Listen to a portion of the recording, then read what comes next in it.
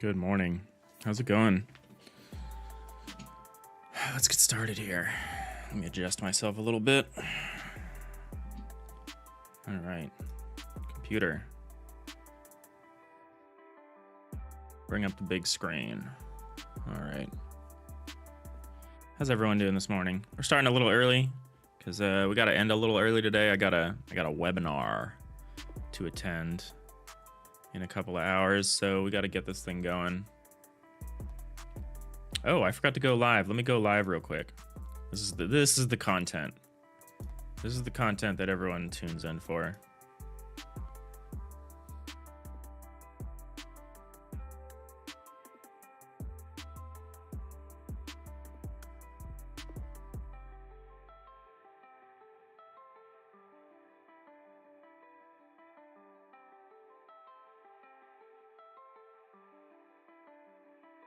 All right, we're back at it. A little earlier than usual. Live on Twitch and YouTube. All right, let's inform the Discord that we're actually online.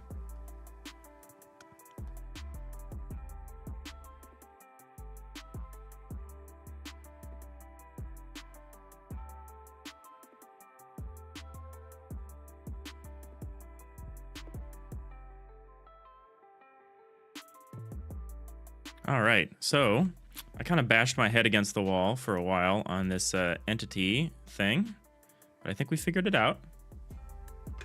I was really struggling with entities as components, like putting entities on entities, but I have a mental model of it now. It took longer. It took an embarrassingly large amount of time to create that mental model, but I've got it. So we can start working with that. We can talk a little bit about what I had in mind before and what I've got in mind now. Before, I was thinking this. So like an entity is an ID, an incremental ID number, a version number so that we can recycle the entities, and a set of components which defines its type. And so for an entity, its set of components could be like another entity, position, an entity rotation, and it could also have this other interesting component, child of. So we could specify that this entity is a child of whatever the payload of this is. And the payload of this is itself an entity.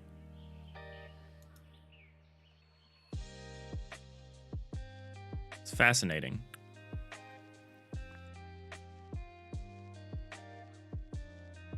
It itself doesn't have a lot of, information on it, but it just specifies an entity-child relationship.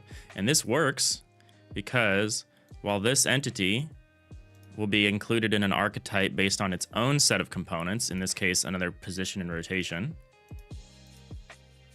this entity will be included in an archetype that is position, rotation, and child of. And this child of will actually be in an archetype that includes this very entity. So we can handle lots of things. Like if this entity dies, before we remove it, we just iterate through all archetypes that include this entity, such as this entity. So we would just go through, look for any entity that includes this entity and its type, such as this entity. We'd go through, clean it all up, get rid of these. We'd end up having to move anything that includes this. So there's a little bit of indirection here, but we can figure that out.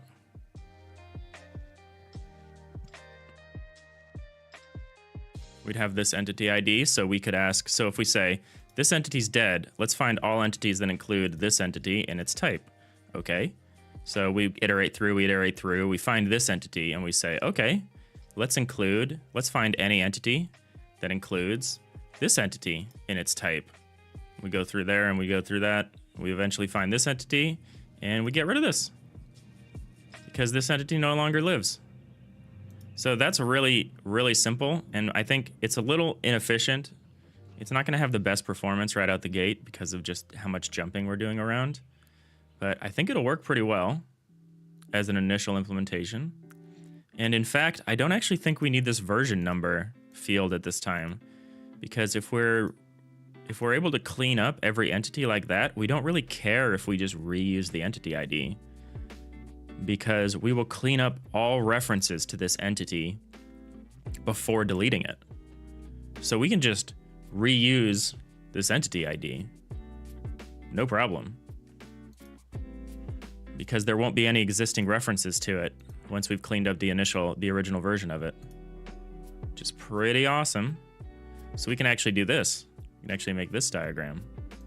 So I've simplified the wording set of components as component set, but you can also just think of this as the type. You could call it the entity type.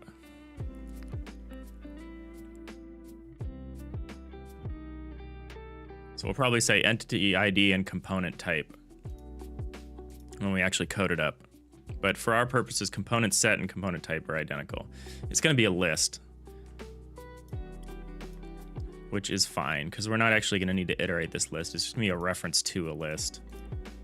We can get more efficient with that data type later, especially if we decide to start limiting, if we come up with a better system for tags. But for now, this works great. So in addition, these components need themselves to have a value associated with them.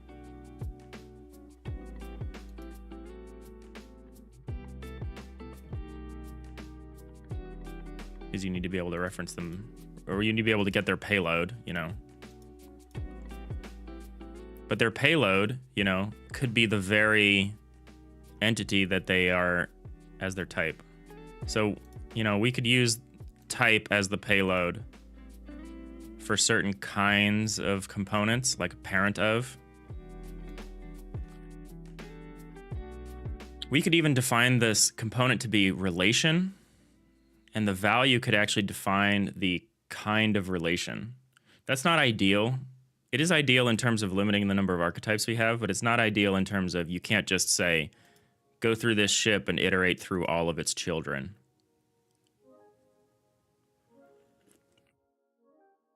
So we probably won't do that. We'll probably have a flag. No, maybe, well, because we know what kinds of components. So all the pre-existing entities, which are component entities, should probably just have something that designates them as such that we can refer to.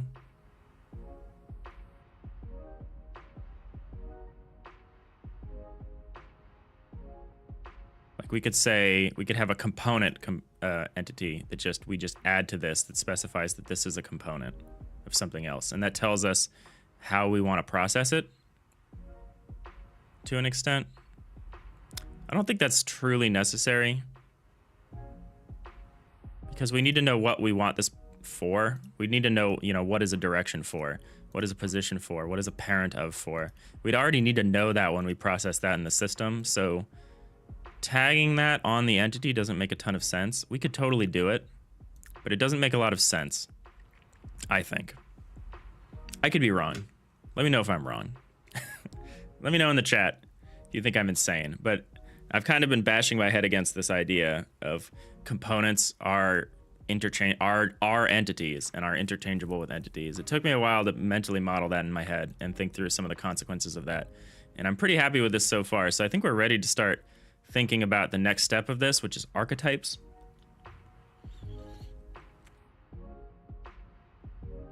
So like an archetype. Let's see. An archetype is interestingly not dissimilar from an entity. It has some additional information in it, but it too has an ID. So that's interesting. So this component set itself is almost forms an ID. The only thing is we need to be able to look up an entity's archetype by its ID. And if this is just a list, it's pretty hard to do. So we almost need a better way of representing this than just a list.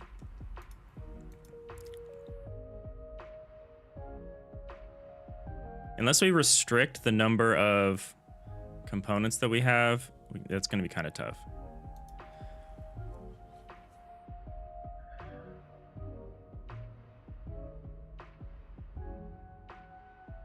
Yeah, we'll have to think about that.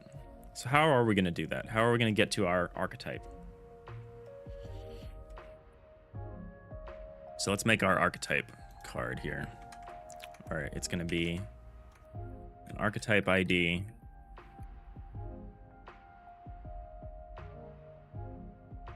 We'll have an archetype ID. The archetype will have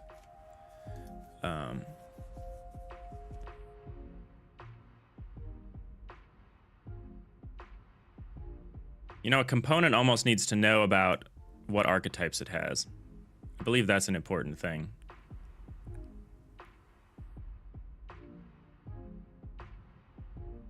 Do we need to expand this to say, do we need to expand our definition to include archetypes, to list the archetypes?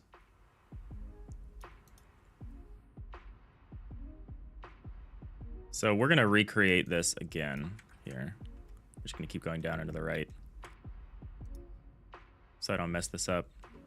So do we need to expand our definition of an entity to include its archetype?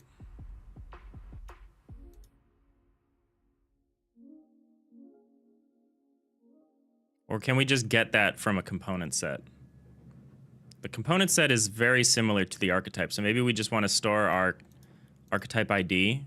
Or actually, we don't need to include that information here. We can just have a hash map that takes a component set and finds us an archetype ID. Question for me is how to build that. We're gonna go to the source here. We're gonna go to the person who's been teaching me about all this stuff. Sander Martins, the creator of Flex. I've been learning from their blog series a lot about how we might want to build this. It's really cool because it's kind of different than a Unity ECS, which is what I'm experienced with. So we're kind of interested in this part, understanding the storage mechanisms of the ECS. So this kind of assumes some basic knowledge of ECS, which we have. We're interested in archetypes because the archetype is like a database table. Each row is an entity, each column is a component. Other than a database table, though, entities are only ever stored in a single archetype. So that's interesting for us. As a result, this archetype contains all components for its entities. Following diagram shows an archetype with entities E1 through 3, where each of these entities have exactly 2 components, position and velocity. So this archetype is going to consist of an array of component IDs. Easy. That's just an array of component IDs is very similar to our component set. We were going to start out using a list just because a list can be rebuilt very easily and it's backed by an array anyway, so who cares? We eventually might get more hardcore in terms of like changing our data representation. Sorry if I'm flashbanging anyone with this. I kind of wish that dark mode worked on pictures sometimes. That'd be pretty cool. Does not seem to. I have dark mode on, right? Yeah, of course I do.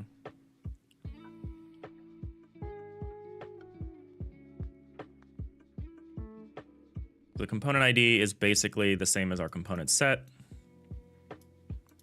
However, it's not exactly like a set. That's a good point. For the archetype, it needs to be sorted. For an entity, it arguably does not need to be sorted, but that might make it easier.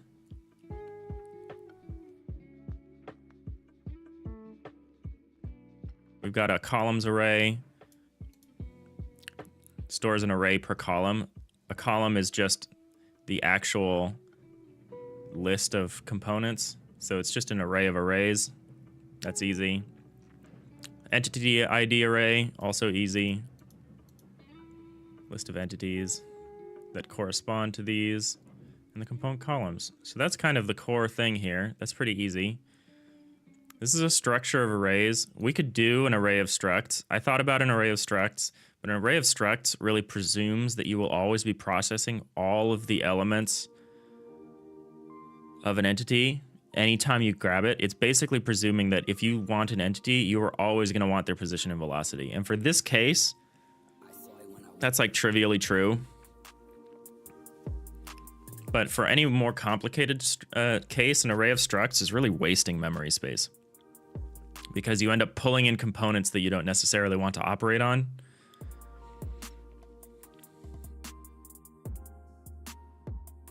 We're gonna have to start thinking about multiple chunks sometimes. Yeah. Structure of array storage is the most common form of storage for this sort of thing. An array of structs would be interesting if we had some very small entities that were very atomically designed, that they were very self-sufficient and they really didn't have... It's an interesting idea. I wonder if it's more useful the more you're nesting entities within... that seems to get kind of messy after a while, actually, now that I'm thinking about it. So this is moving an archetype around. When you need to move it to a new... This is pretty easy. We'll get into archetype graphs, which is how we will map one archetype to another. So we'll have a map that basically says, you take this archetype and you add this additional component. What do you get as a result? Like, which graph is... which archetype? I mean, the first time you do that, you just have to do a search, but you can cache the result of that in a map. So you can key a map with the starting archetype, and then you can have another set inside or another map inside where you're like, what if I add this? If I add mass, I end up with this archetype, and that's the archetype we'll use. So that's pretty easy.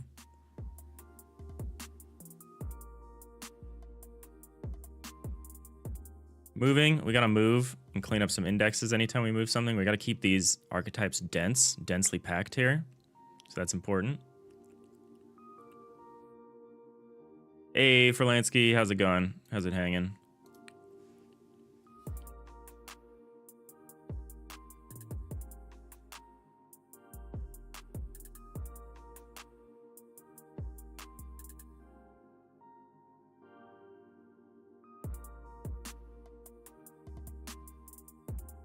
So this is the graph I was talking about, where you basically map keys that are the, you know, the component you want to add to an archetype, and that points you to the archetype ID for that. On early today? Yeah, we gotta end a little early today too. You've been lurking for 10 minutes, couldn't pay attention because you were in a meeting. No worries. I appreciate the lurk. I appreciate the mid-meeting lurk. Yeah, we gotta end about 30 minutes earlier than normal, so I tried to start about 30 minutes earlier. Got a webinar on some legal compliance updates. The legislative landscape is something like the title. You know, living my best HR life over here. Advantage of the archetype graph is that we can have a variance on the graph edges. Yeah, this is great. So yeah, power always comes with responsibility. With great power comes great responsibility, you know? So the graph can even represent those tightly coupled components.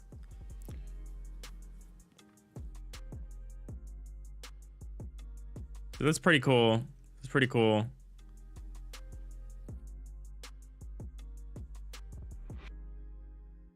Tags are interesting. Tags are something we kind of want to think about.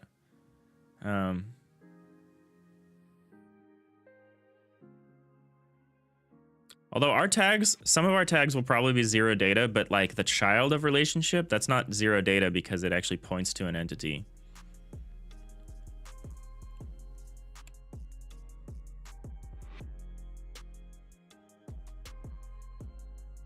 So it's a little different. So let's not worry about tags right now, but we do want to worry about this column map because the column map does matter.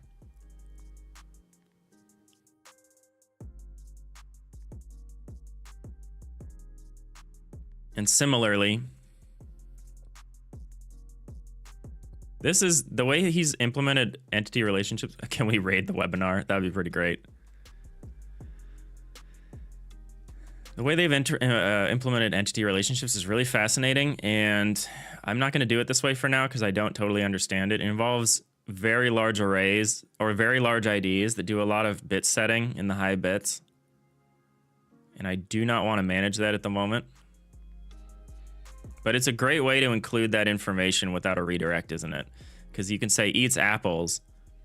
And so the eats is the processing part, and the apples is the target. So you have the array, you have basically the target included in the ID. And you also have the action included in the ID. And I presume that the component ID is specified largely by the relationship, but if it's specified by the combination of both, that's fine too. We'll probably get there, probably get to that point. Because right now our system is less efficient, because it's like if we want to look up likes Bob, if we process likes, we need to look up the archetype of Bob. Yeah, we need to get to the entity. So that's a little messier. I still like it for how it's going to help with the lifetime storage. This is kind of what we need to focus on, though, is sparse components. Because if we have an entity like that, it's definitively sparse. Because it's like, it's maybe not sparse as in the meaning of sparse here. The meaning of sparse here is that you have like a separate archetype, or you have the storage for this component outside of the archetype. So you don't move it when you move the whole entity, which is kind of good for us. We're going to have some very large components that include like multi-dimensional arrays and stuff like that. And those need to be stored separately. So we'll have a sparse array system for that. So that'll be easy. And you just kind of map this stuff on here.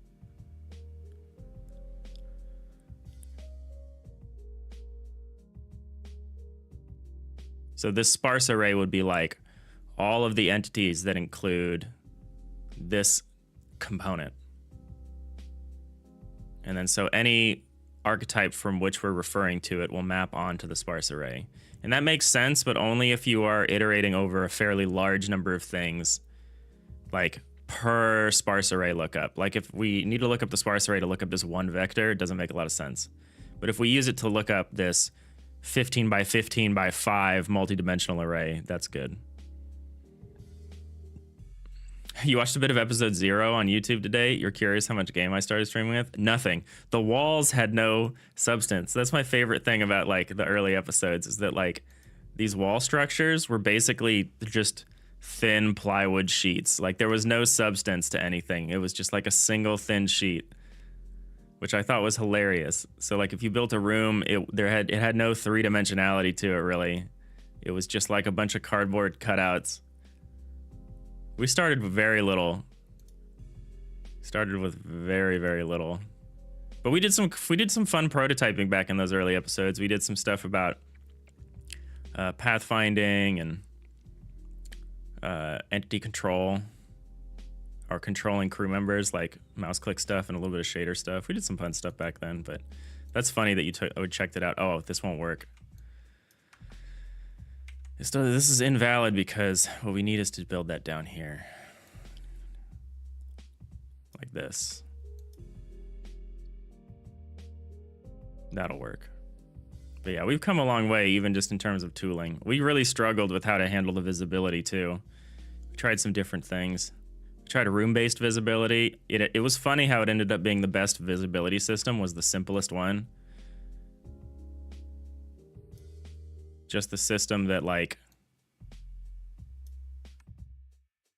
just eliminates with extreme prejudice any tile behind or in front of the mouse cursor tile. Funny how that works.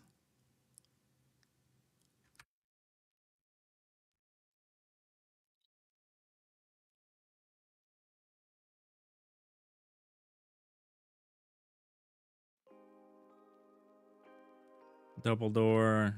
We got the 2x2. Double door hype. That's stupid. A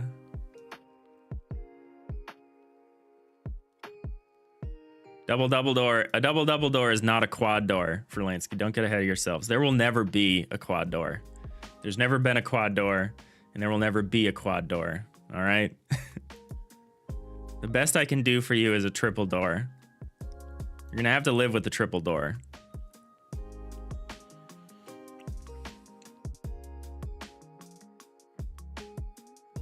quad door is a bannable term in this chat.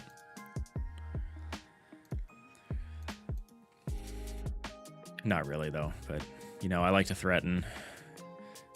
I like to keep everyone on their toes a little bit. All right, so our entity, so this doesn't change. I'm not ready to code this up yet, which is probably what everyone wants me to get to. I'm kind of just more thinking about how this archetype is going to work. I've been trying to figure this out in my own time in between streams, but I've spent so much time on it and I still really just need to talk about it over stream. So apologies if this is kind of like on the boring end still. We'll get through this. We'll get our framework up and then we'll get back to some more interesting stuff. You could have said that was quad and we would have parked the whole quad door thing forever, but now it will remain out of spite. Look, a double door is not the same as a quad door. I'm telling you. Like if you go order a double at a burger place, you don't get 4 burgers. You don't get a burger with 4 patties either. A double is something else, I'll tell you.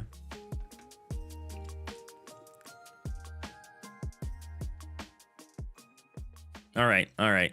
So we don't really need to mess with this sparse array right now. We just need to know it exists and then we're gonna need it.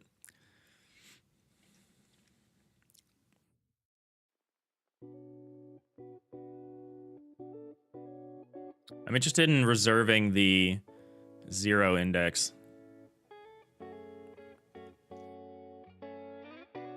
I'll have that 4 patty burger, please. Hey, 2 nerdy nerds, how's it going?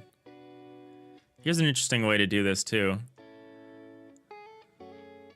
Storing using pages.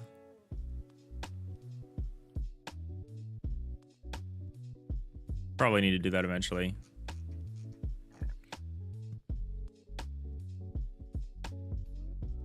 This matters for us, this idea of this entity index. How's it going, 2 nerdy nerds?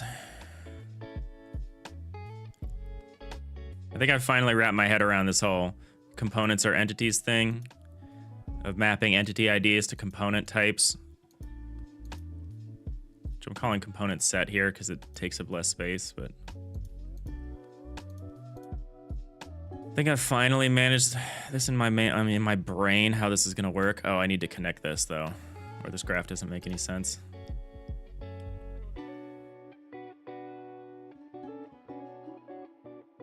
So we're thinking about the archetype. We're thinking about the storage mechanism of our entities and components.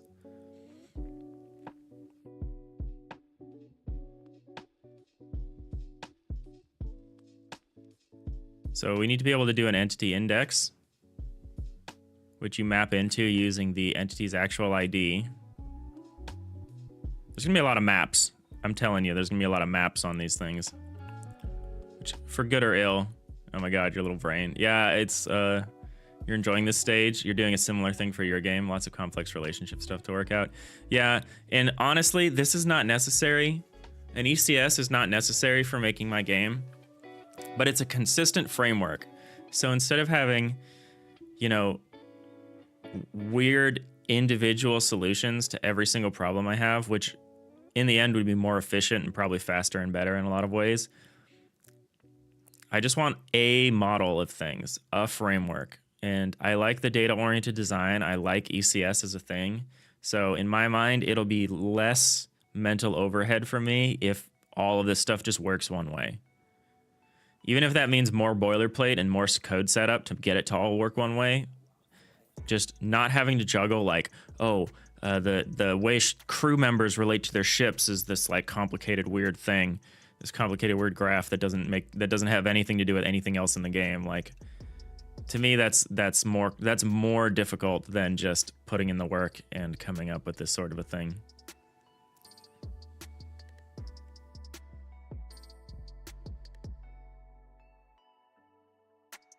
So every entity that exists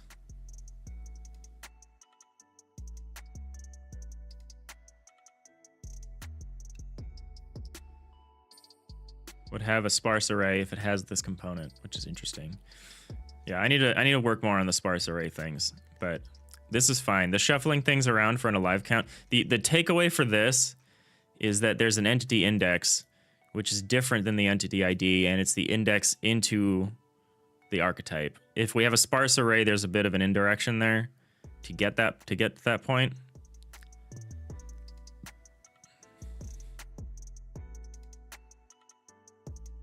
But we don't have to worry about that. Oh, this is the entity index for the whole thing. This is not per archetype. Cool. Cool. Tight. So this tells us in which archetype and at which row an entity is stored. So this is for direct entity lookups.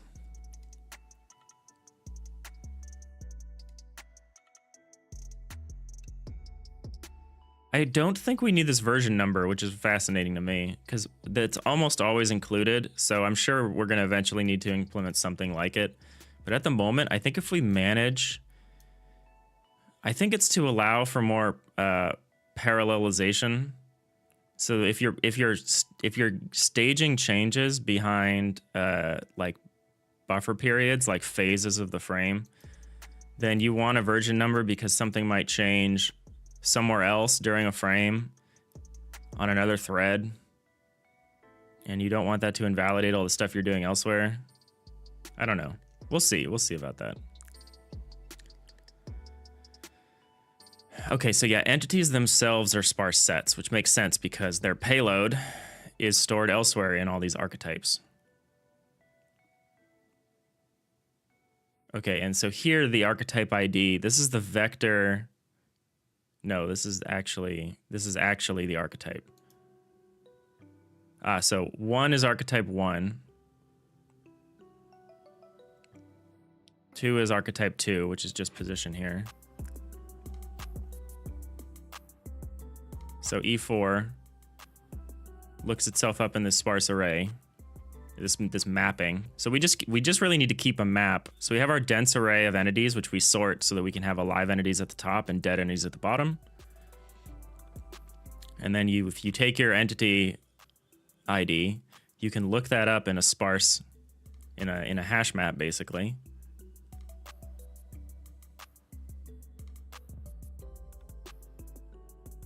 Doesn't have to be a hash map, but it probably will be. Actually, it could just be an array, huh? Because you could just index into it with the entity ID raw. It doesn't even need to be a hash map. So it could just be a list for our purposes for now. And then the payload is information. The payload is a record, an archetype record, which includes the archetype ID and the row at which that entity exists. That makes sense.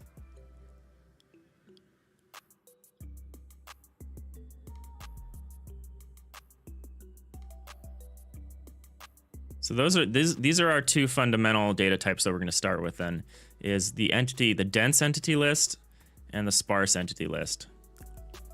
And then the sparse entity list will point to our, and this is just for looking up entities directly. We could omit this to an extent because the entity itself carries its own list of components, but we don't necessarily want to be operating on that list directly all the time because that would be expensive. It would probably be better to look at it anytime the list changes and then just remap in the sparse array. So whenever we're looking, we just have a shortcut to it. It's probably the best way to do it.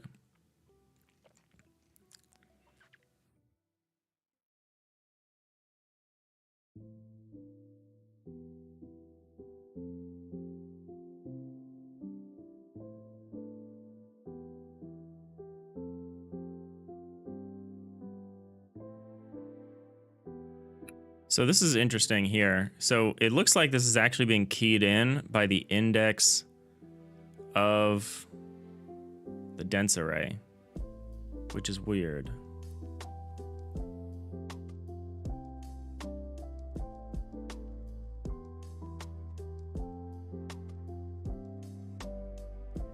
E3 and E4. No, okay. So maybe there's just a reverse lookup where you could get from the sparse array entry to the dense array, which I don't see the utility of that, but it seems like something that you could do if you wanted to.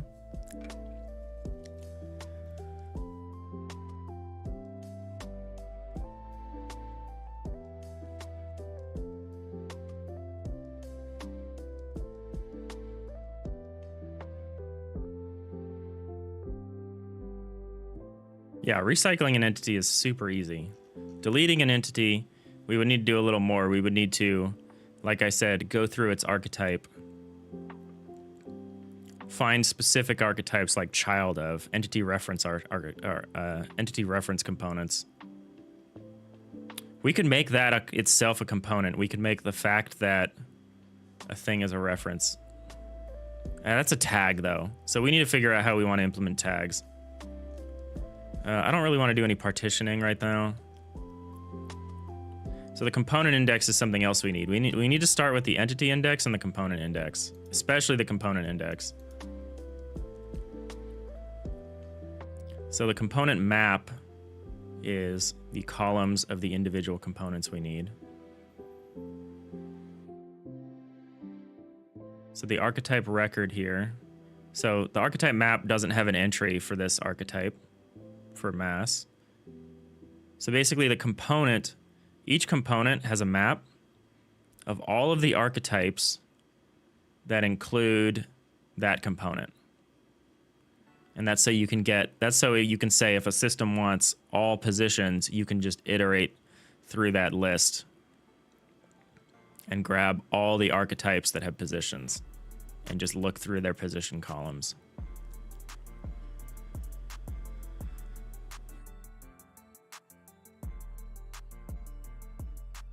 And then here's the map. The record includes the actual index of that column. So for mass itself, it's the 0th element, right?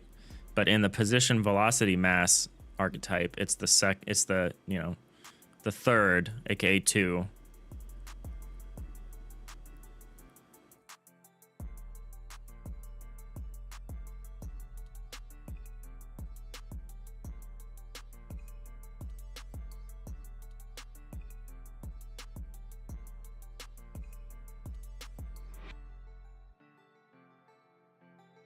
I think that's okay. I think we're okay for that part now. What we're really working on is this part. So I'm gonna go down here a little bit.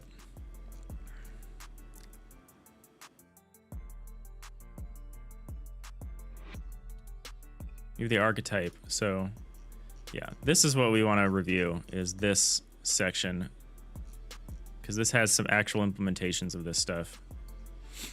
So let's get coding. Let's do it. Let's do some stuff.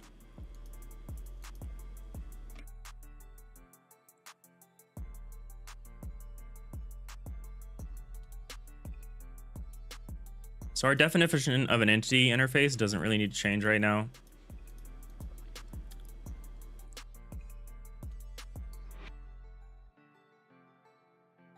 We can have an iComponent interface or an iComp just to keep it different from the existing iComponent interface.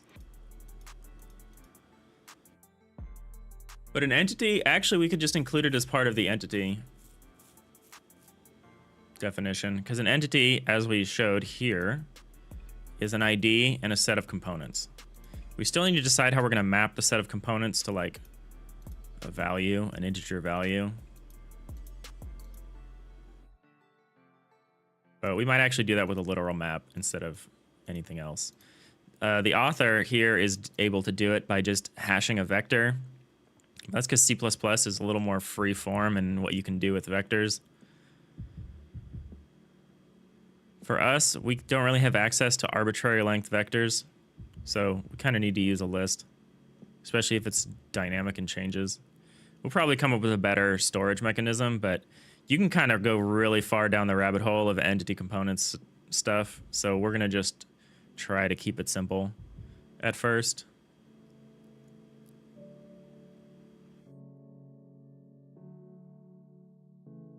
So let's define some pre-existing components because that's probably the easiest thing to do. So let's look at our position. Holy cow, Batman. I wrote this. Is this?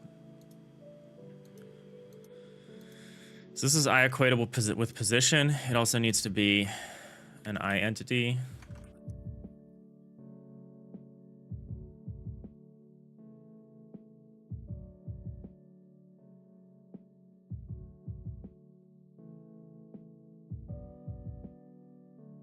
We need to override some of these. Equals T other. We already do implement that, don't we? No, we just override. Yeah, we do implement that one.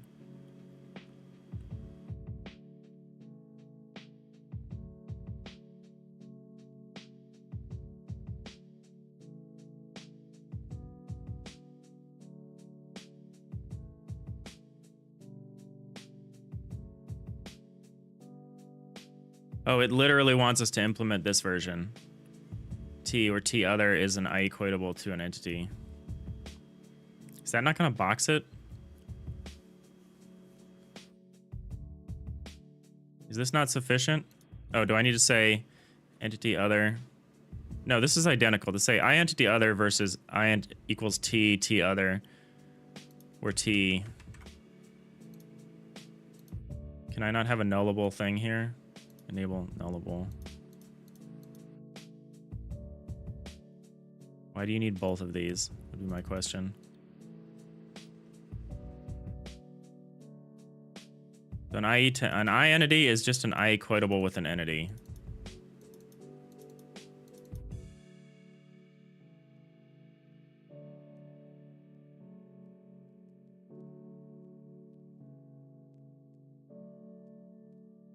I think I did this wrong. I think this should just say I entity.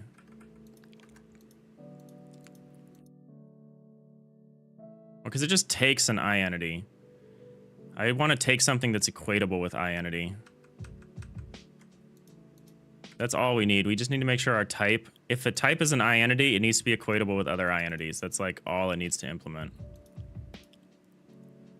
So I think that's correct. And then similarly here. You're the same entity. Return other.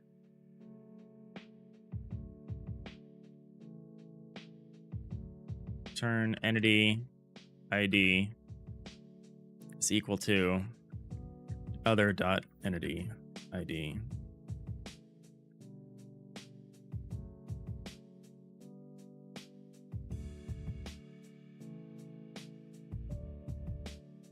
Why change all local entity ID?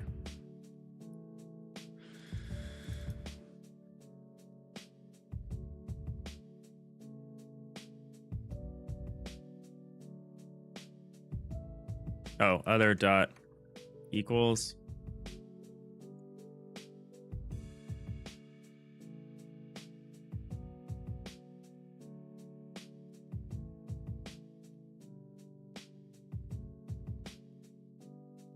I'm so bad at interfaces. Never really had to use them seriously or define my own seriously. This is the problem of not using C# for years. If I knew how it worked. Because we're trying to do it in a good way here. Here, let's go. We're gonna look at this. How to avoid boxing. We gotta avoid boxing. And to me, avoiding boxing involves overriding the definition of our method. To use generics here is good, but we need to override any objects class methods. And I think that also involves overriding the default interface method.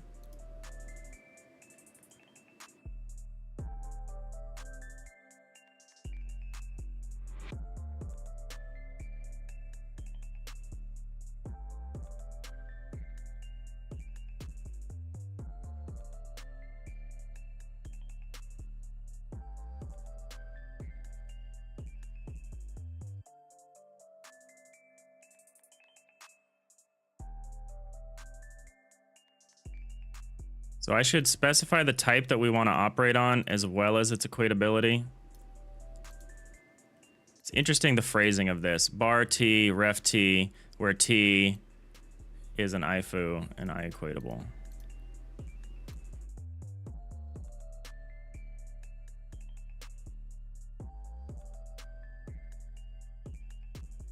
Ah, okay, this seems good. So we can maybe phrase it this way. So we can say t other t where t is an I entity and I equatable entity. Or and I equatable with t.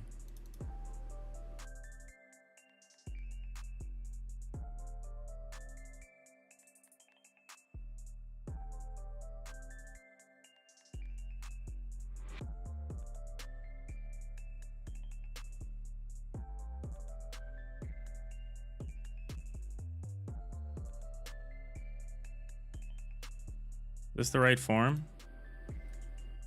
Let me look at I equatable. So in I equatable, we can specify t.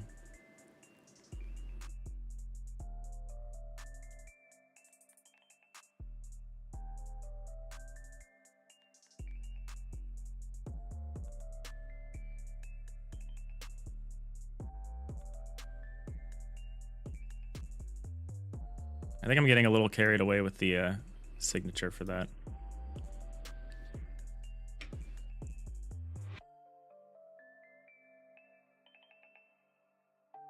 All right, let's not get bogged down. So we don't need version number. We do need our value.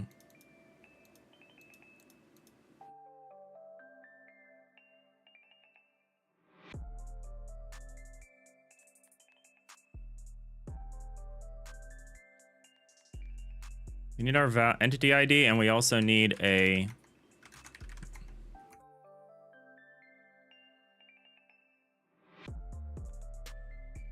list of entity IDs.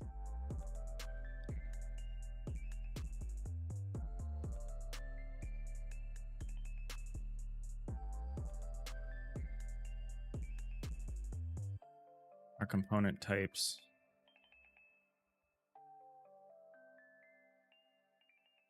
List of our components.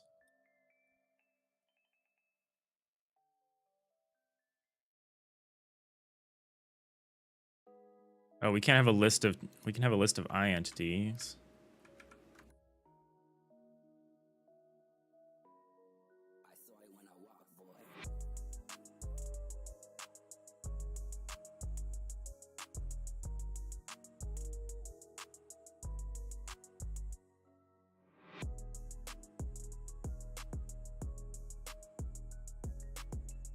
Having a read-only struct with a list on it is a little weird.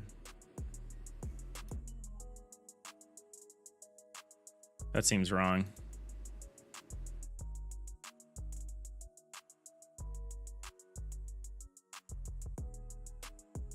In which case, it doesn't need to be a list, does it? It can just be an array.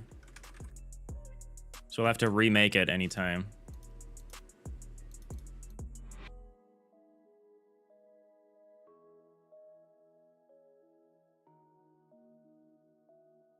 Oh. Read-only.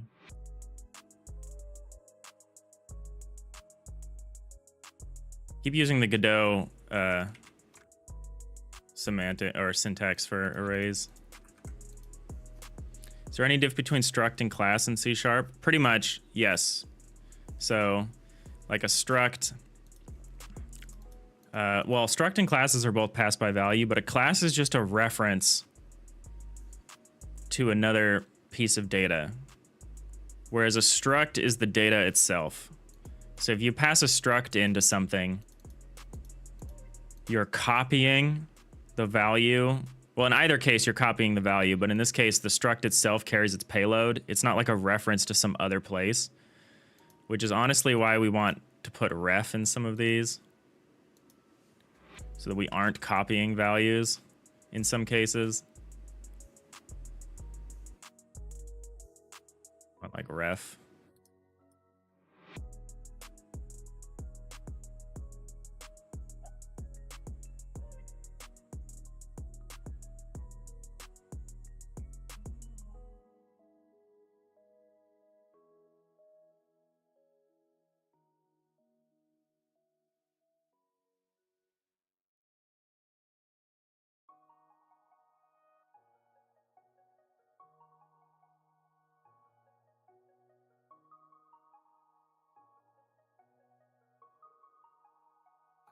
Yeah, okay, so this is the right framework. So an iEntity is equatable with other iEntities, and then the evaluation is equals for this type, reference the other type, where this type is an iEntity and is equatable with the type.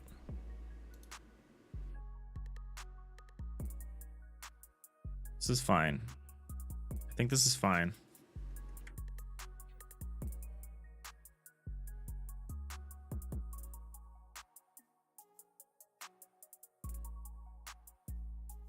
See what it does for us now. Create, implement our missing members.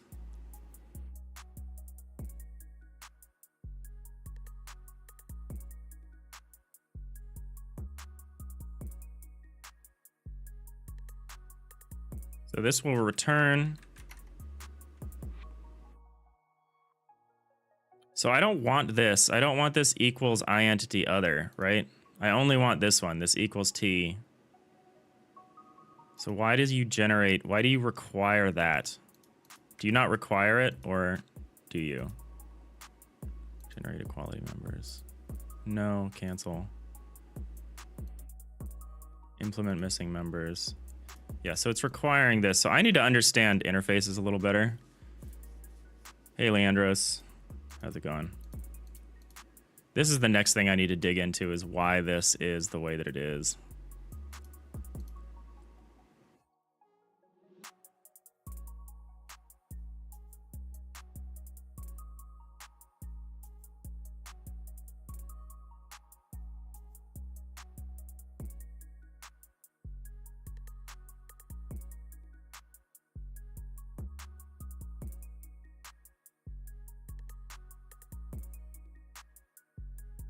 The reason I'm trying to do this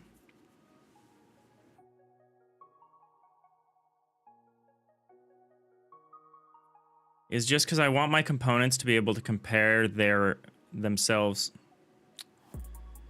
Do they need to be able to compare? Does an entity need to be able to compare to other entities of other types? Yeah, the answer is like yes. We also have an entity struct, don't we?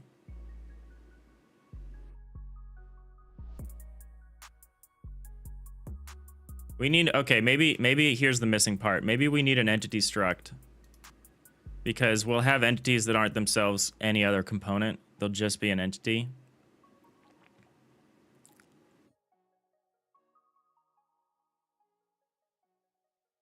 That makes sense. In which case the entity can just compare itself to other entities. If it needs to compare itself to a component,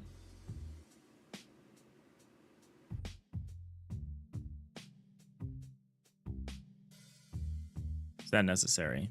All right. Okay, so replace the type parameter of equatable T interface with the type that is implementing this interface. Yes. Okay, if you implement hey, Temp 10th, thank you for the follow. Appreciate that, hanging in here while we struggle through interfaces.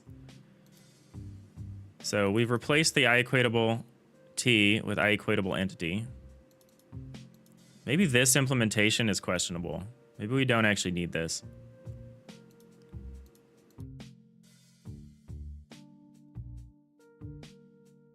What's up? Oh my god, is that Vibes? So is your username just a reference to the fact this is like your 10th account or something? You lost their other account. Hey Vibes, how's it going?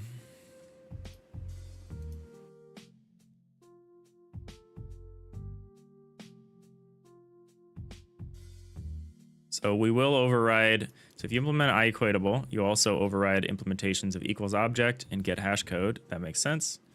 So their behavior is consistent with that of the equals T method.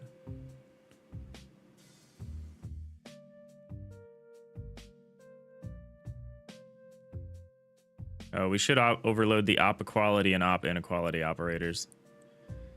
I don't think we need to do this because we're using record structs.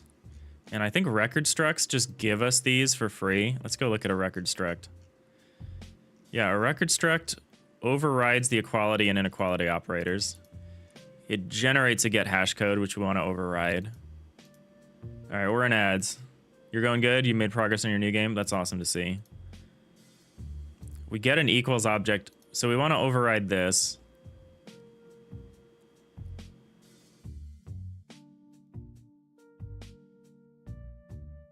So we just want to call equals for the record struct. We want to override this is what we want to override. So we want to override the type specific one, because this one is just going to call the type specific one. So we want to override the type specific, the equals t for our type.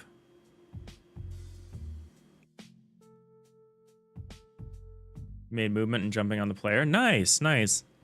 So we want to override get hash code and equals for the specific one. We can leave pretty much everything else. I love that we get a toString.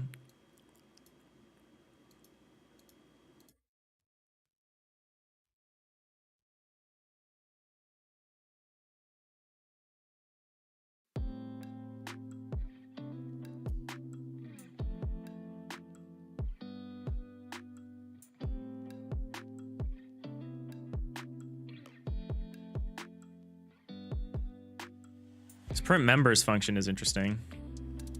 Oh, so we would need to get the string builder and then pass in the string builder to print members. Okay. Easy. All right, so that's handled for us. We got to worry about get hash code. We got to be able to worry equals to RT.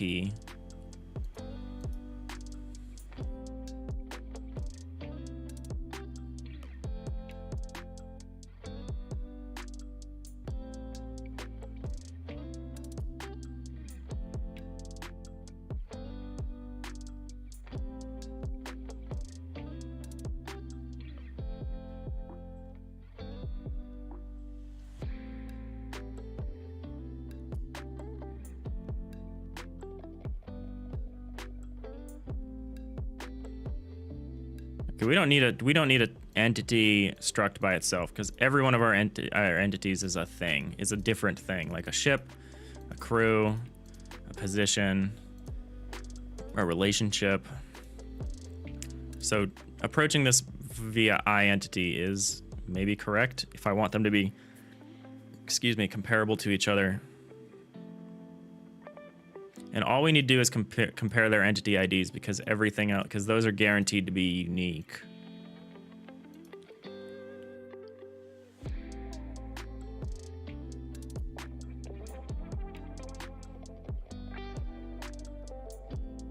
All right, let's not worry about boxing and all this stuff. Let's just implement a simple version of this, and we can worry about making this as efficient as possible later.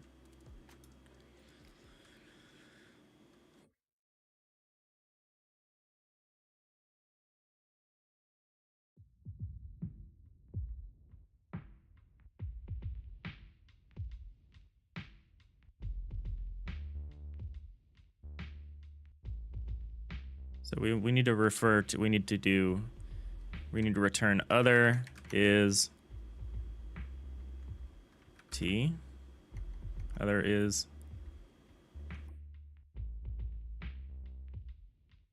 t, t,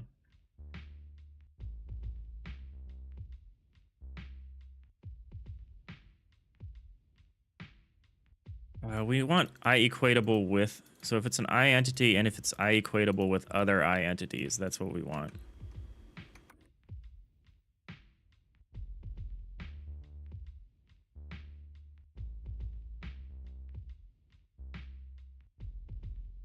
We want that.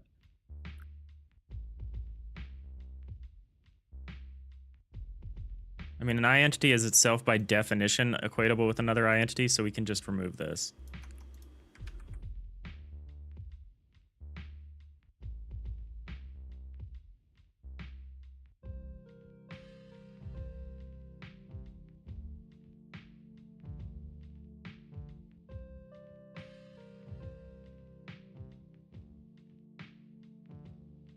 So we also need to override specific, but that's fine. We don't need to include that as part of the interface definition here. So for return other is t, and I'll say other is equal to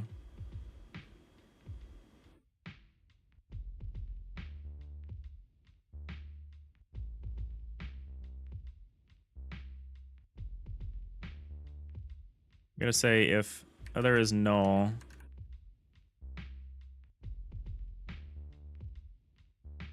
we'll do a null check. Turn false. Otherwise, we're going to say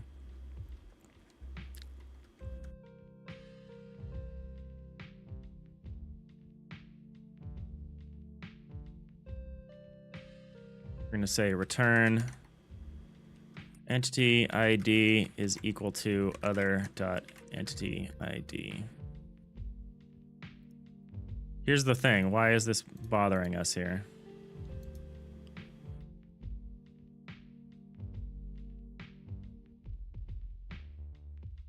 He is an entity.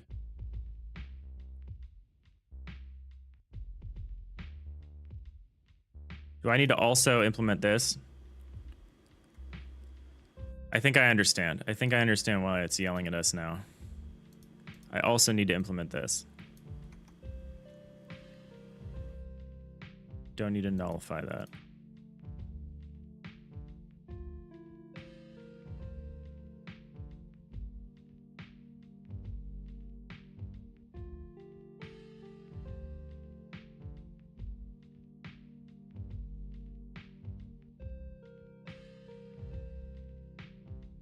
Okay, do I need to enforce the fact that there's an existence of an entity ID?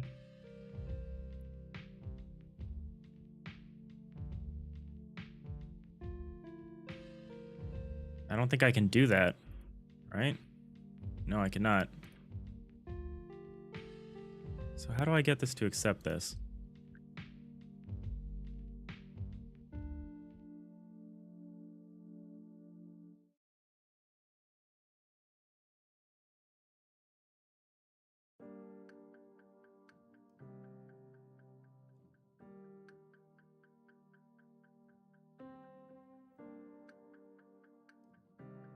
Maybe I need to override the equals operators. Maybe I actually need to override that.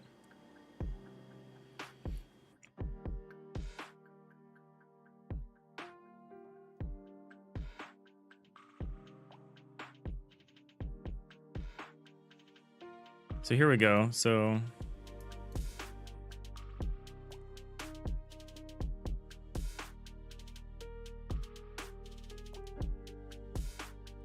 much boilerplate. I'm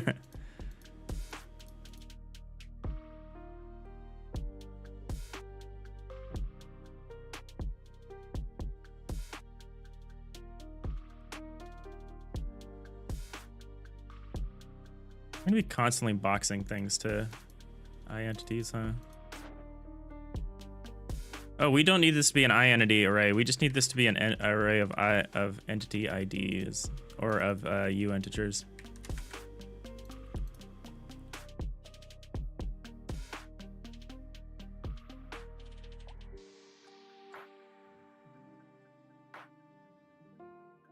Public read only should go above everything else, right?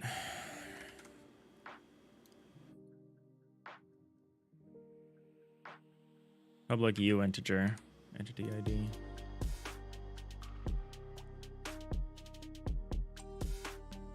Get rid of version.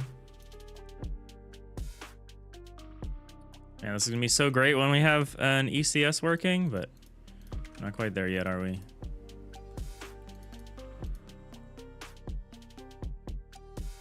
So I can't do this because I'm not defining that as a thing. Oops.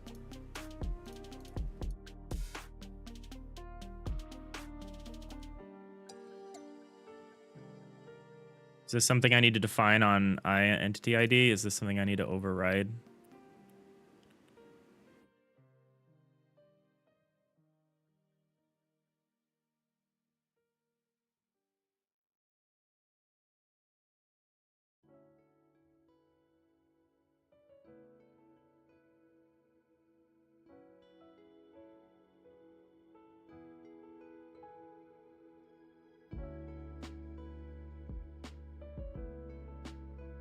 We need to look at the op equality and op inequality.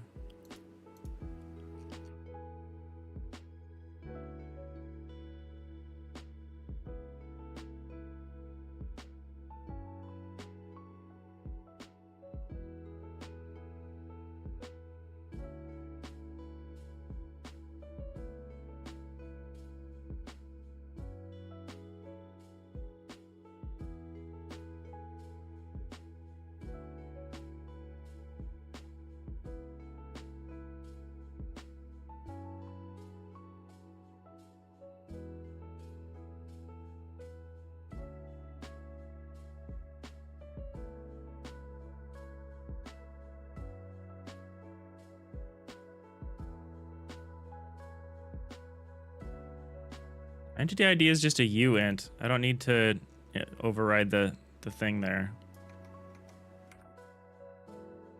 So why can't I access this? What is this?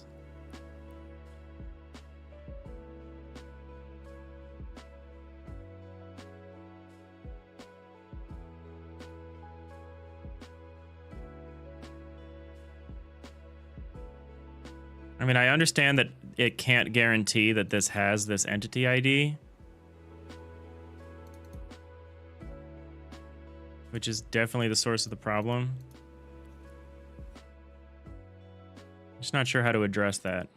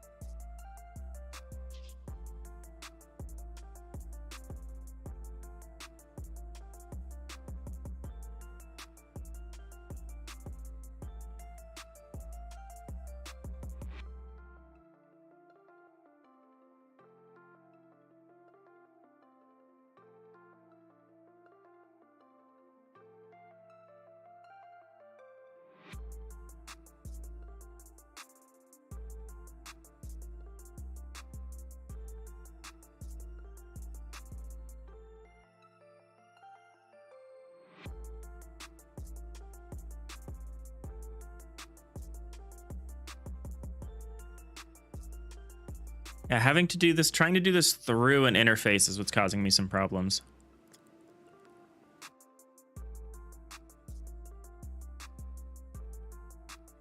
I also need this.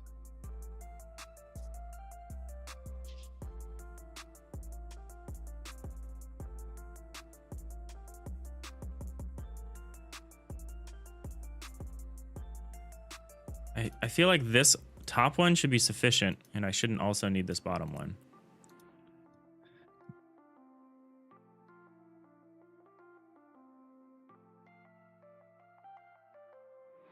I can't just specify I equatable with T. Maybe specifying I equatable at all is the problem.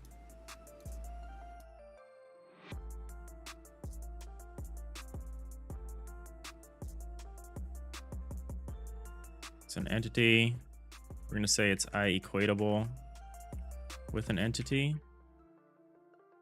An I entity.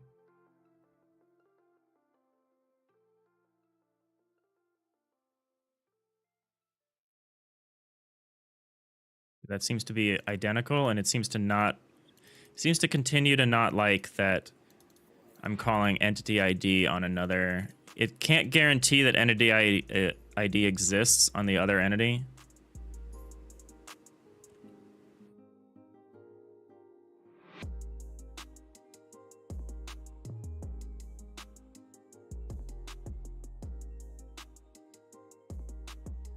See if we can convince it to accept that.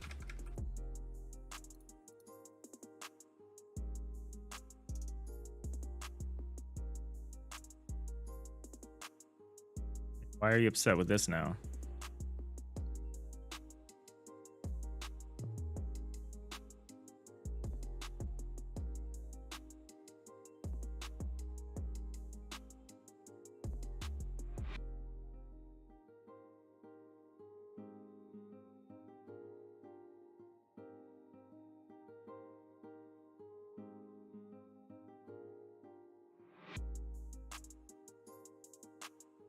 How does this work? All I'm trying to do is implement an interface that can equate itself to other implementers of the interface that aren't necessarily the same type.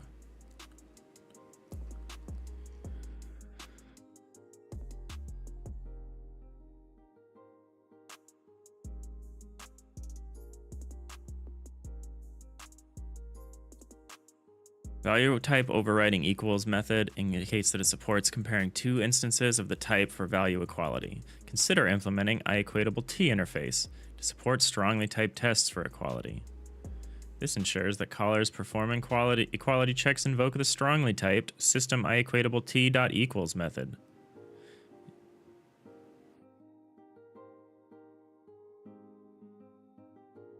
Your system IEquatable T.equals method implementation should result in return results that are consistent with equals.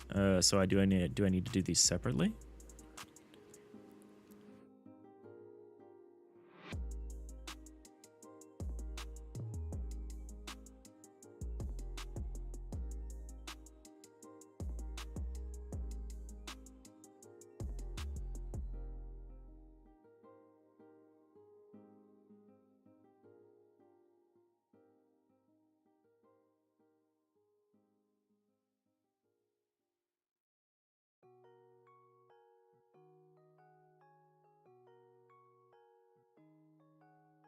I want an interface, IEquatable interface.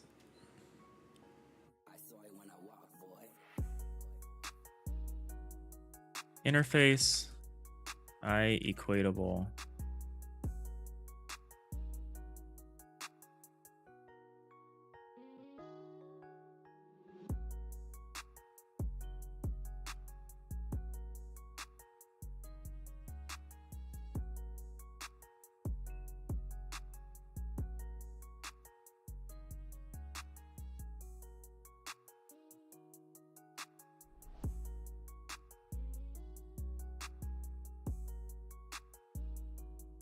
Why can you write something like that? Public bool equals t other. Return this .id is equal to other .id. Why is writer upset with that? Because that's what writer is saying you can't do.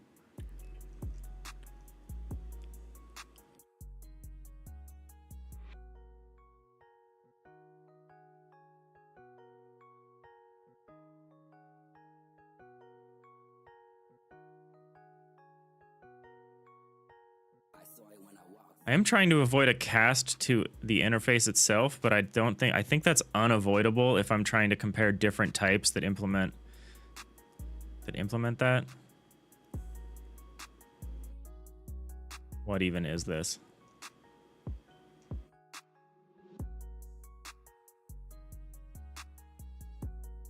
I'm not trying to do this with classes. I'm trying to do this with just interfaces.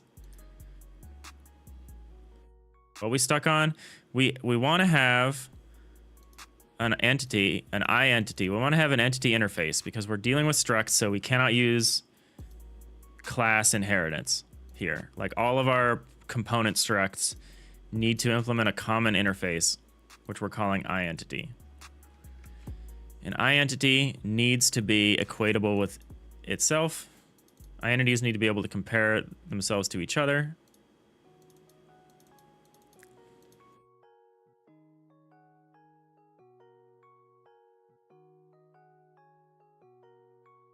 So we need to be able to we need to be able to compare one I entity with another I entity.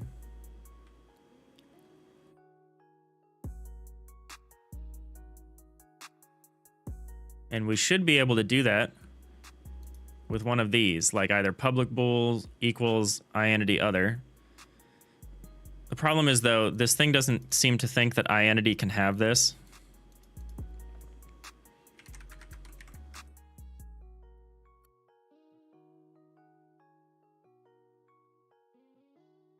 Other is not well defined, so we can't do this one. But we can maybe do this one where public bool t, ref t other, where t is an I entity and implements IEquatable t. But it's unhappy with t.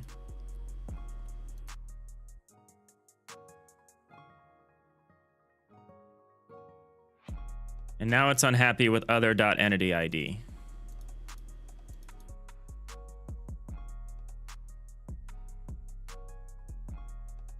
So it's weird.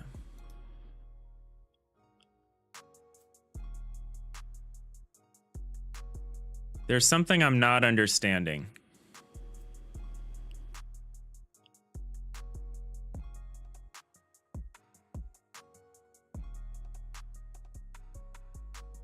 Don't want to do that.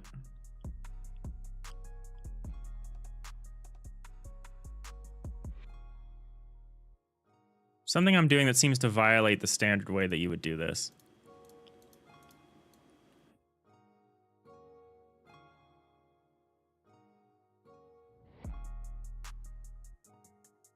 So we can say if other is null return false. Otherwise, we can say if entity ID is equal to other dot entity ID.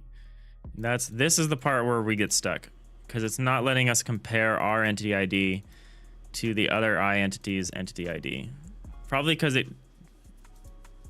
iEntity is just an interface, and an interface doesn't have a required.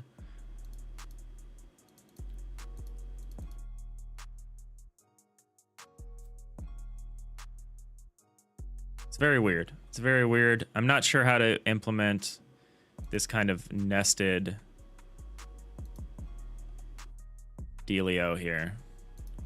And it's kind of a brick wall for us at the moment, which is unfortunate because I was hoping to get more done today. So we just need to keep understanding. We need to understand how this works. And Google is unhelpful because everyone's just like, here's how you implement iEquatable. It's like, no, I want to implement an interface which implements iEquatable.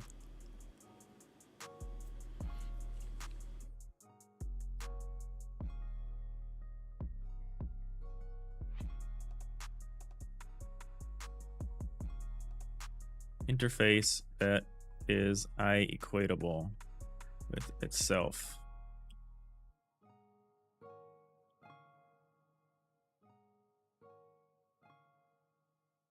Google AI has no idea what it's talking about.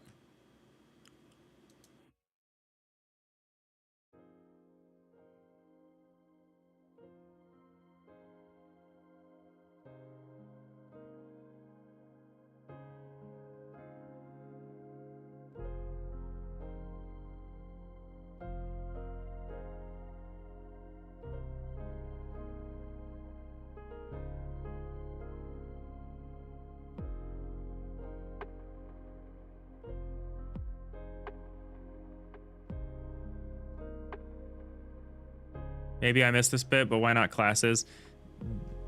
Numerous reasons. We don't need classes because there are no, like, well, we don't want to be operating on references. We don't want an indirection every time we look up a piece of data. We eventually want to start using the ref keyword to, when we manipulate data, we manipulate the actual data as it's stored in memory. We don't want to be, you know, we want everything to be tightly packed together. And to do that, the best way to do that is to use structs.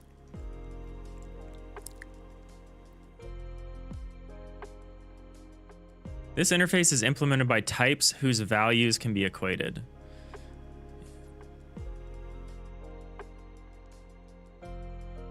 The iComparable, we don't need iComparable.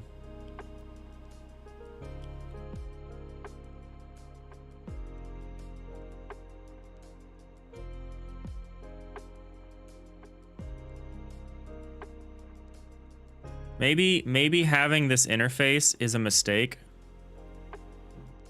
Maybe we just have every type be equatable with another entity. Maybe we have them not be.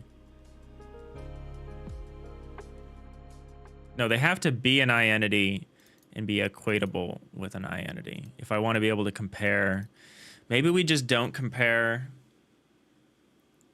Maybe we just don't compare components against other things other than itself. Like positions only get compared against positions. Maybe that's how this has to be. Maybe we don't actually have a case for directly comparing the entity IDs of things. I feel like we do, though.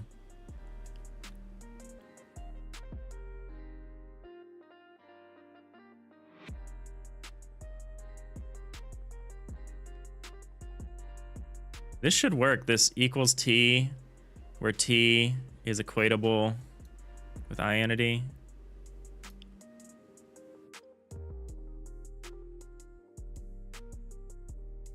What if it's equatable with other? So we're an identity, and we're equatable with identity.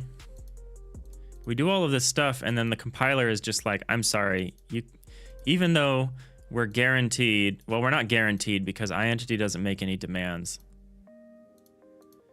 The problem that we're running into is that identity isn't guaranteed to have an entity ID.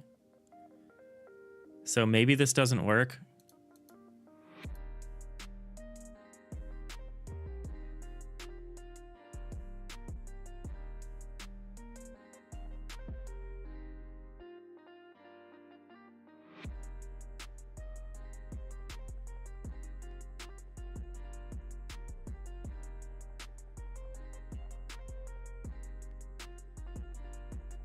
Maybe if the identity is required to implement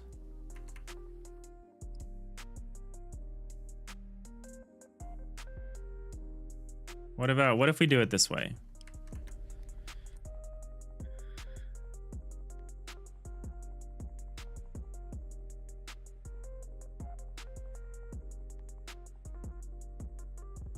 Maybe we just require it to have an entity ID.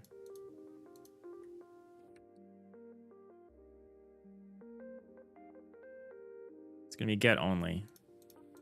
Maybe we can require that a field maybe I just don't know what I'm doing. Maybe that's the short version, is I'm not familiar. I'm still like on week 2 of like getting back into C# and I don't remember how things worked. Because this works, but only if I define it as a method, as a property, not as like a field. So identities can't have fields, but they can have properties. So oops, oopsies, that's on me. This should work now. Public interface, identity implements equatable entity. Or T is an identity.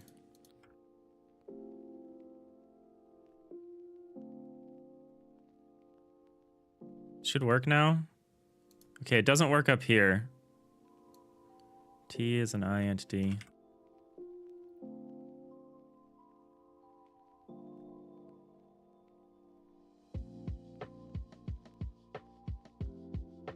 Okay, now we can't do this at all. I've somehow made it worse. Oh, we need it to be a uint.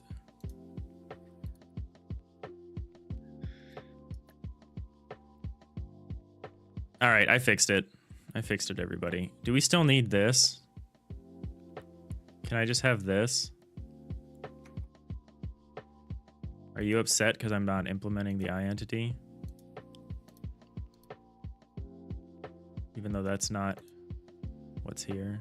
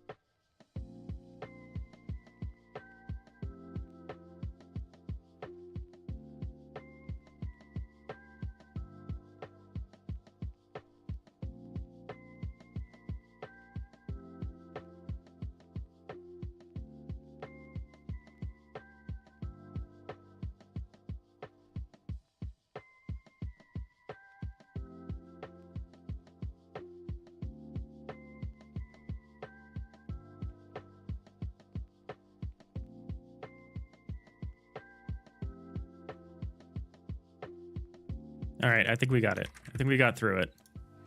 I don't understand why I need to implement this specifically.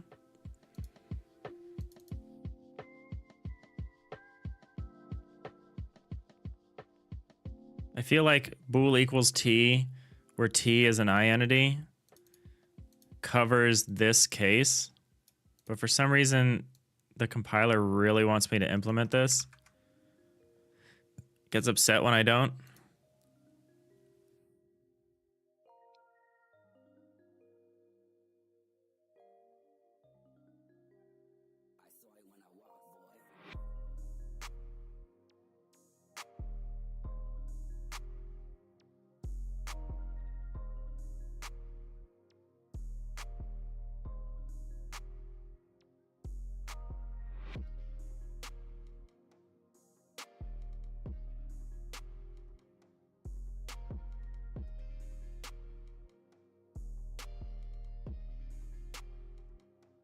I think it's because I implement I equatable t, and we need equals t other.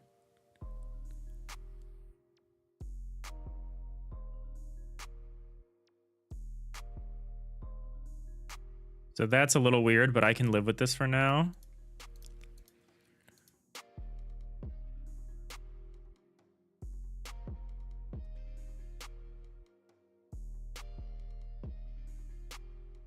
All right. So we have our position component. It has a value, which is its position.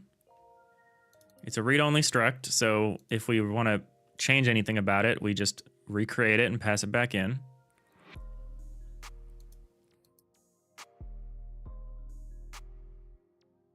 I want this to be rough. No, that doesn't work.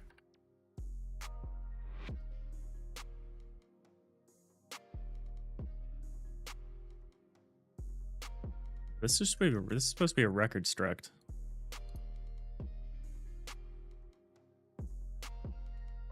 So why are you unhappy here?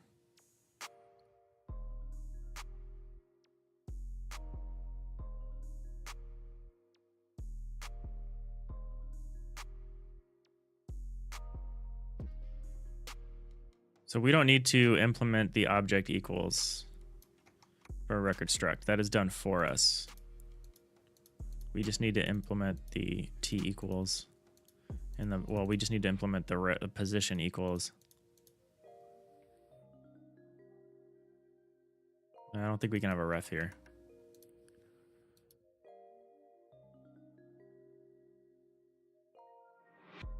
Not yet.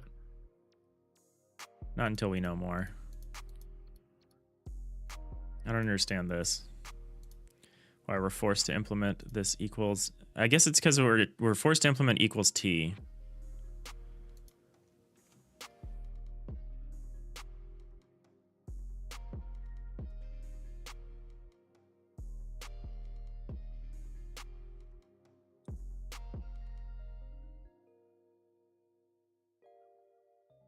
Yeah, I guess we have to have it. We have to have public bool equals identity other. Because if this t is not our type, I feel like that's not right. But that's fine. I'm okay with living with this for now. We're just gonna return this.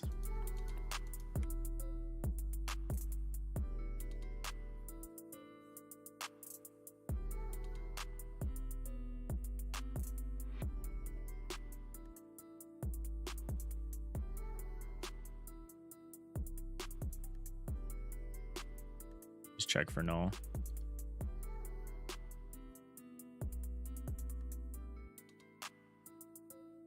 Okay, we'll say that. There's so many ways to do these things.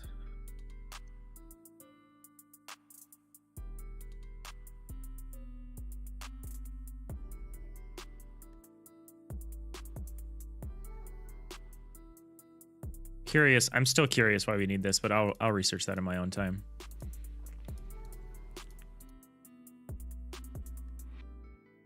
All right, so here's an example of a component that shouldn't be in this namespace.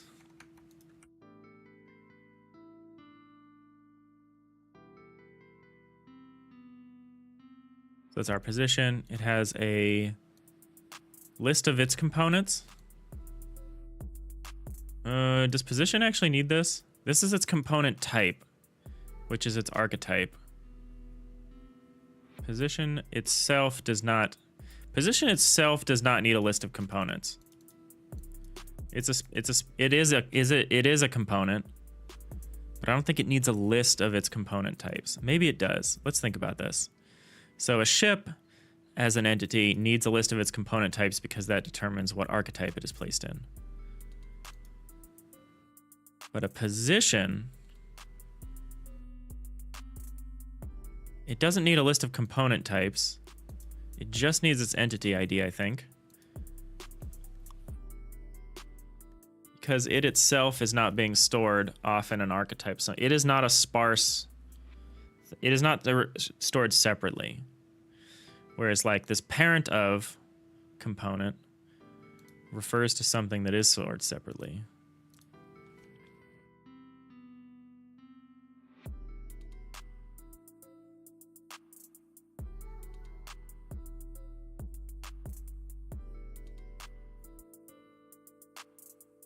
Oh, so its set of components is actually a set of archetypes.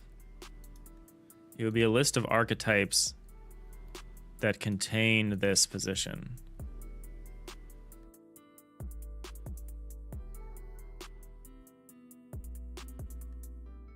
No, so we do need this. We do need the set of components because this points us to the archetype that contains this, which is itself. Sort of. This is where it gets interesting. How do you get diagrams like that in Obsidian? Hey, test viewer. It's called a canvas. They're pretty cool. I've started using them for like systems designs and stuff. It's been helping me. Yeah. It's basically, so down here, so you can say plus new note normally to make a new note, but on the left, there's this little box. It's like 4 boxes all arranged. It's between the graph view and the daily notes, which I should probably start using these. Should probably start making daily notes to describe what we're doing. But yeah, you can just create a new canvas, and it's really cool. You can add cards, which are like the little things that have stuff. You can drag them around and make stuff. You can group cards together, things, so we can make a group. Stuff and things. We can treat them as something. You can also add notes directly from the vault. So I could add my game goals here.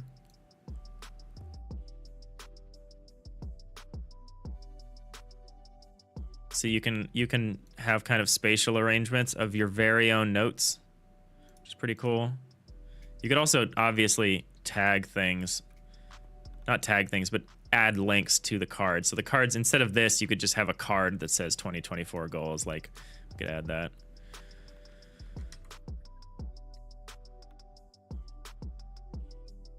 Now it's both a card and a link to this page. It's really cool. You can also add media. I don't have any media in here, but you could add pictures, stuff like that. What's really wild is you can add a website and it totally works. That's kind of the coolest thing here. Let me add a website.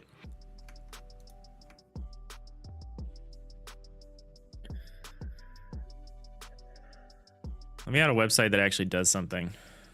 Because the cool thing is that you can interact with the website directly in the canvas.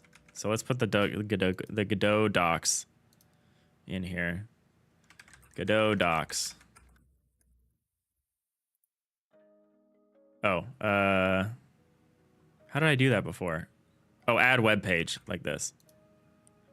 So it adds a whole web page that you can just interact with. How cool is that?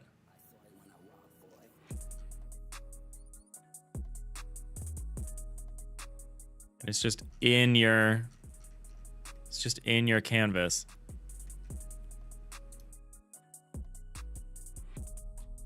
Hey Symbol, how's it going? Thank you for the stretch. Obsidian's insane. It really is. I've barely scratched the surface of it. I don't use it very regularly. but I've started using it for diagrams to help me think about stuff.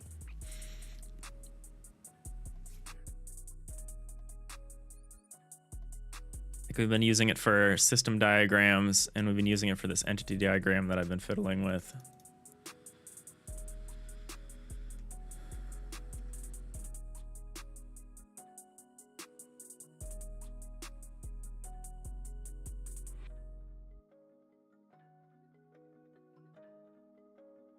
We need to start thinking about an archetype. So the position, so a component by itself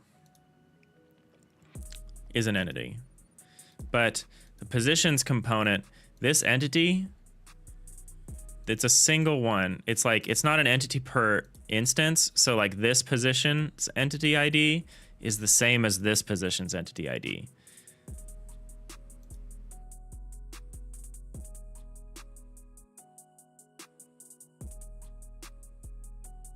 And so does a position need a list of components? It does not have itself as a component.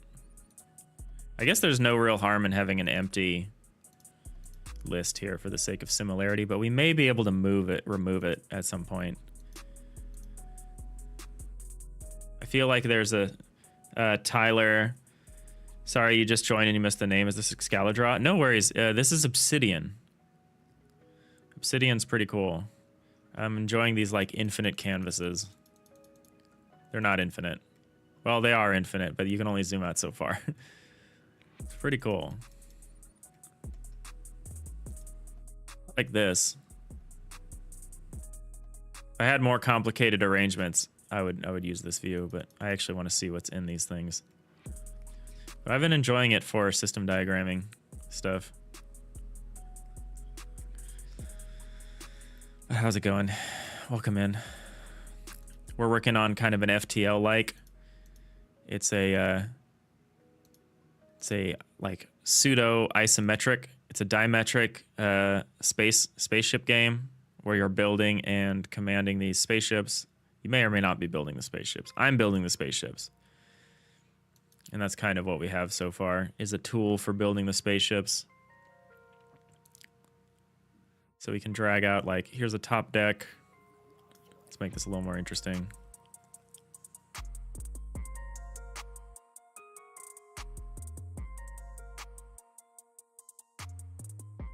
Go down here.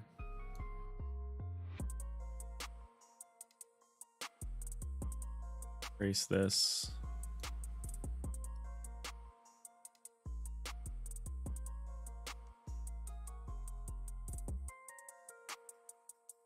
Maybe this will be like our airlock. In which case we need to cover it up here. Add a door. Make this a little airlock. So we can separate. The system knows the difference between interior and exterior spaces. It's kind of fancy.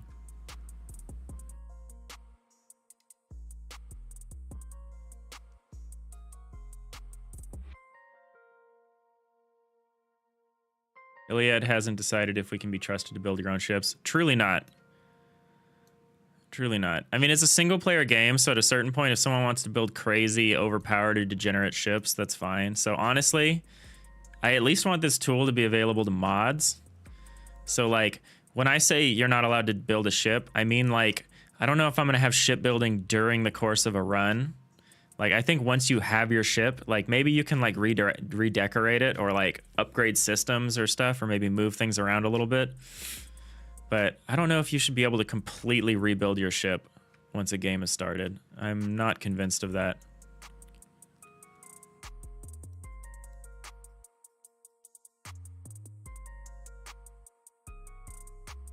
But we really need to make this prettier. The fact that I can only make a flying housing project is like not my favorite thing. I've got some more angular ship components that I'm working that I've made, but our system can't really handle them yet. So that's part of what we're doing, is we're reworking a lot of stuff so that we can handle things like this. The tile map rotation I'm pretty proud of. Oh, amazing. Yeah, okay, yeah. Obsidian was your second guess. Yeah, I love Obsidian. I didn't even know they had this that canvas layer thing for a long time. You left for 2 minutes. How did we get from Obsidian to here? This is what we're working on. Maris Baris.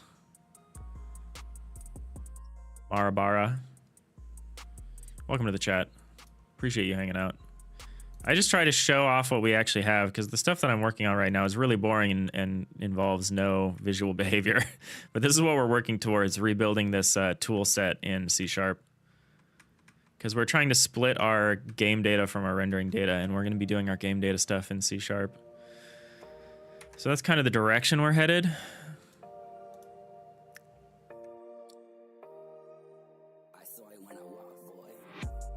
But hey, Doodly is catch. I don't know if I said hi. How's everyone doing today? It's Thursday. We're working our way through the week. I have to end early today, unfortunately, but we got a little time left. I've got a webinar I need to go to. But I appreciate everyone hanging out. I really do. It's a good crowd today. So I'm going to research why we need this, but I think it's because this is T, and I specify here that we implement bool equals T other, where T is an I entity. So I don't totally understand this. So this isn't why we implement it. I think this is why we implement it. Like if I took this away, the I equatable entity thing, I think it would change this. I think we could get rid of this.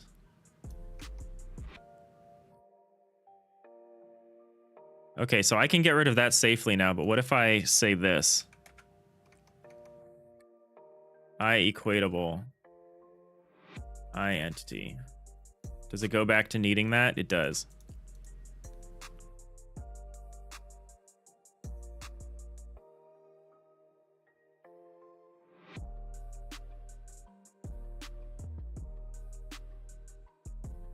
So I don't know if we need to declare that this interface is equatable with other entities.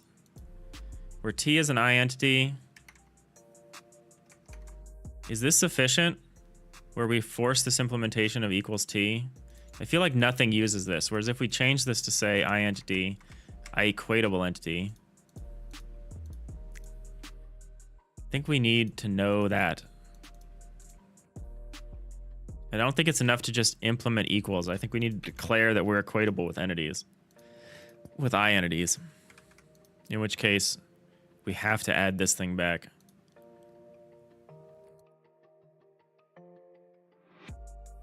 So I'm going to look into that. I'm going to look into that a little bit. But for now, we'll just do it and we'll accept that this probably generates boxing.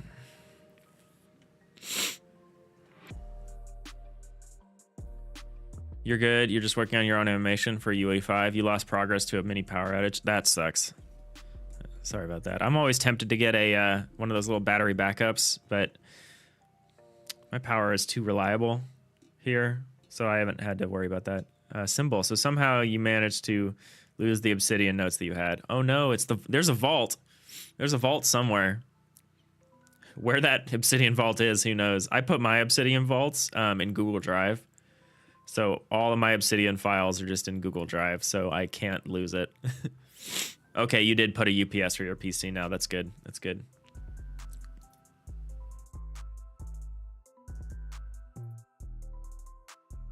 I'm almost out of coffee and I forgot to eat my toast. This is like a tragedy. No idea you needed a vault before? Well, that's just like the folder that includes all of the files. So like the vault I'm using right now is the Digital Iliad GDD vault.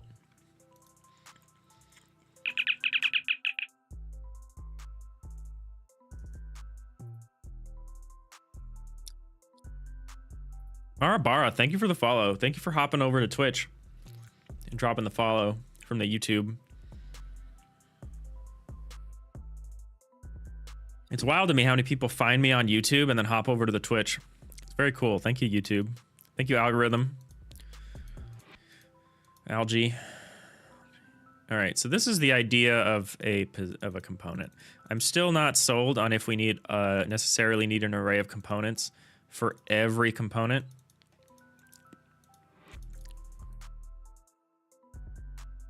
But we very well might. I have to think about that a little more. That's what I'll do tonight. Yeah, a lot of streamers aren't putting in that YouTube work. Well, the common wisdom previously was that it wasn't really worth it Let me acknowledge the hydrate from Forlansky. The common wisdom was that if you're on Twitch and you're on YouTube, for every 10 viewers on Twitch, you have like 1 on YouTube. And that is not my experience. My experience is that I actually usually have more viewers on YouTube than on Twitch by like a factor of something. But that's also a new development for me of like a couple weeks ago. I don't know. The algorithm just decided that it was going to start recommending me to people. So for real, YouTube helped drive traffic for sure. Yeah, that's I don't understand it. Symbol, you have no idea where the old vault is. Oh, that sucks. I'm sorry. Yeah, I've kind of, ever since I've started using 2 different developer machines, anything that is not on GitHub, anything that's not part of like the Git project, like the actual code itself and the art assets and stuff, I've just put everything into a Google Drive that's mirrored on all my computers. So I like cannot lose files anymore, and that's been huge because I can go to my laptop and I have my whole, I have all of my Asprite files. I have, you know, my vault here. I have some other stuff. My streamer bot setup is also saved in Google Drive, so I don't lose that. Yeah, I gotta think about this more. I gotta think about the components here. So a ship needs a component set because the component set defines the archetype in which you can find the ship. A position doesn't really need a component set.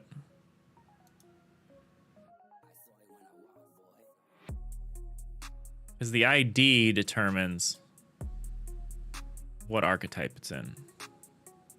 Maybe there's a logical jump there. Maybe for a position, since a position is a component like itself, maybe it needs to have... Maybe it needs to have a different thing here, which is like the like an archetype map. So you can use a component ID and plug that in. You can plug the entity ID into a component map, and the component map will give you a list of all of the archetypes that belong to this component. Oh my God, are archetypes entities?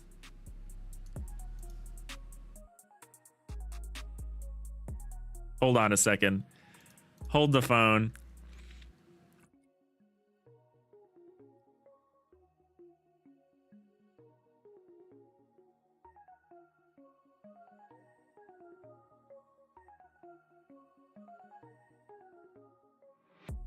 Is it entities all the way down, or am I like losing my mind?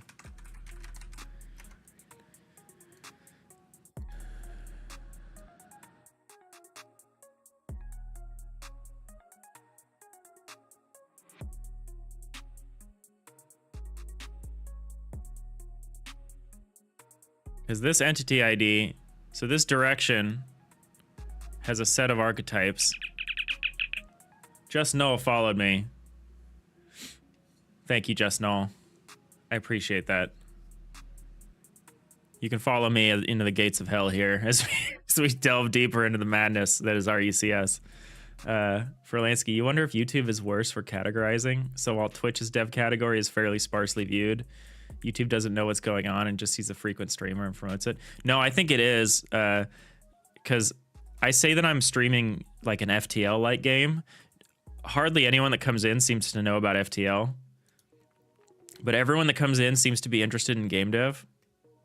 So I think YouTube's algorithm is pretty smart about what qualifies as game dev. But I don't know. Strange that it took this long for a dev category to exist on Twitch. That's very true. Did they have the hot tub category before game development? Well, as I understand it, they had a game development category a long time ago, and it got replaced with like a science and technology or a software category or something. And then it took forever to get a game dev category back. But I don't know. I haven't been on Twitch long enough to know the ancient history, the deep knowledge there.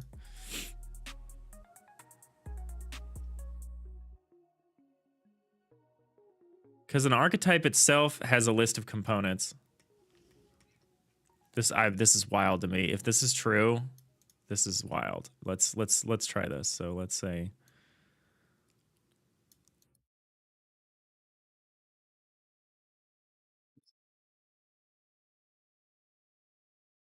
this direction. So this would be an any archetype that has a direction and a position. So we know that this position direction archetype exists. I might need to make some more room here.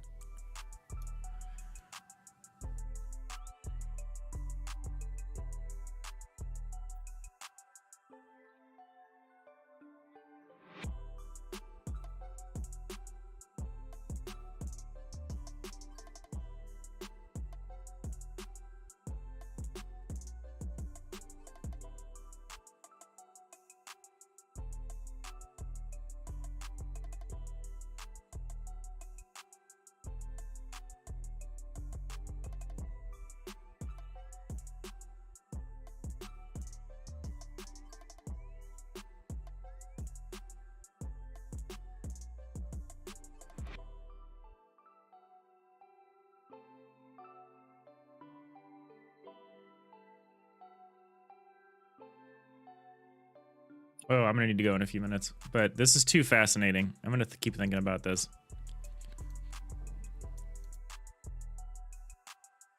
I need to think about the consequences of this.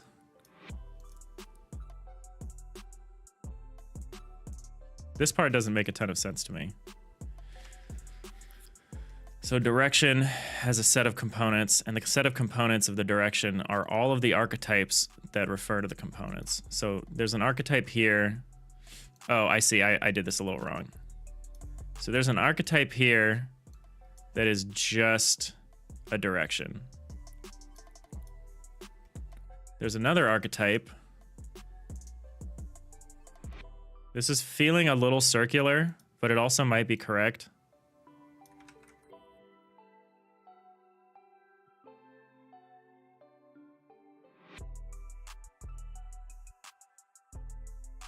So like there's an archetype that's position and direction, and there's an archetype that's direction by itself.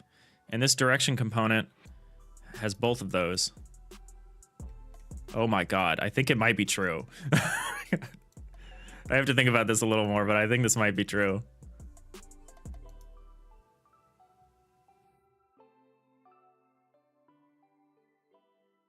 If this is the way that it works, my mind is completely blown.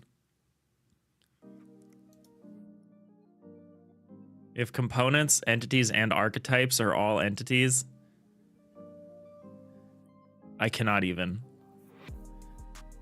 All right, I'm gonna have to think about this tonight, and we'll come back tomorrow. And if this is true, building a storage system is gonna be awesome. If this is true.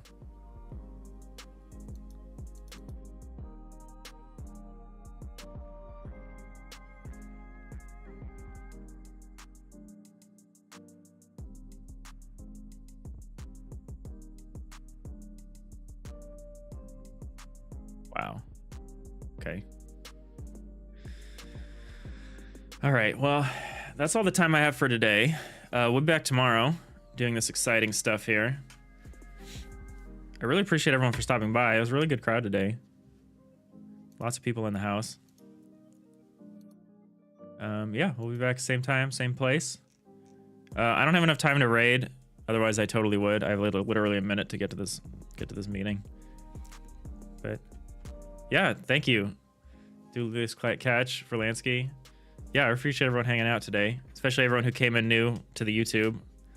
Yeah, I know everyone on Twitch that followed me: Just Null, Marabera, Temp 10th, Kaijiro. Thank you all. Thank you all for watching, and I will see you next time. Bye.